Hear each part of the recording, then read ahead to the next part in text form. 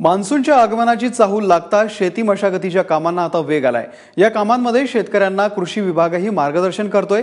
बंदी घातलेल्या बियाणांचा वापर केला आणि त्यामध्ये नुकसान झालं तर भरपाई मिळणार नाही, त्यामुळे अशा बियाणांपासून दूर राहण्याचा सल्ला कृषी विभागाने दिलाय।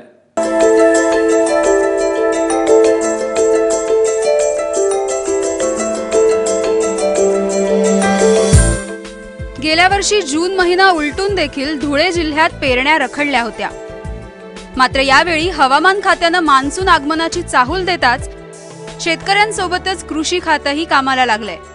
अशा परिस्थितीत जमिनीत पुरेशी ओल असल्याशिवाय पेरणी करू नये असा सल्ला कृषी खात्याने शेतकऱ्यांना दिलाय।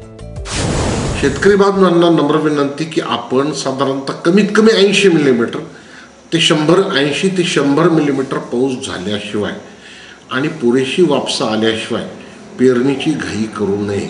कडधान्याची पिके असतील, बाजरी असेल, मका असेल किंवा अन्य पिके असतील, याकरिता शेतकरी बांधवांनी वापसा स्थिती आल्याशिवाय पेरणी करू नये। 2 इंचापेक्षा खाली ओल गेलेली पाहिजे। म्हणजे सर्वसाधारण शेतकऱ्यांच्या भाषेत जर सांगायचं ठरलं तर 4 बोटं ओल खाली गेलेली पाहिजे, तरच आपण पेरणी करावी। धुळे जिल्ह्यातील खरीप लागवड क्षेत्र हे 4,40,000 हेक्टर आहे। यापैकी 1,90,000 हेक्टर क्षेत्रावर कापूस, 45,000 हेक्टर क्षेत्रावर कडधान्य, 70,000 हेक्टर क्षेत्रावर बाजरी लागवडीचं नियोजन कृषी विभागाने केलंय। यासाठी बियाणं आणि खत पुरवठ्याची कमी पडणार नाही अशी काळजीही कृषी विभागाने घेतली आहे।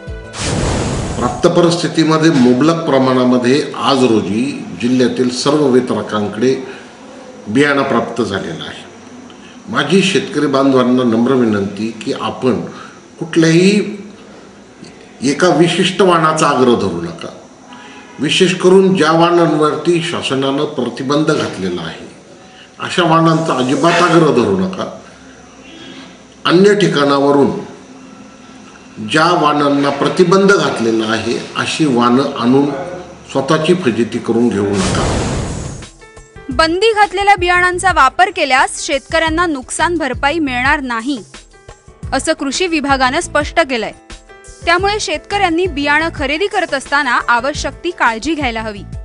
गेल्या वर्षीप्रमाणे यंदाही वरुणराजा जोमाने बरसेल आणि शेतकऱ्याच्या कष्टाला, कृषी खात्याच्या नियोजनाला बळ मिळेल अशी अपेक्षा सगळ्यांकडूनच केली जाते।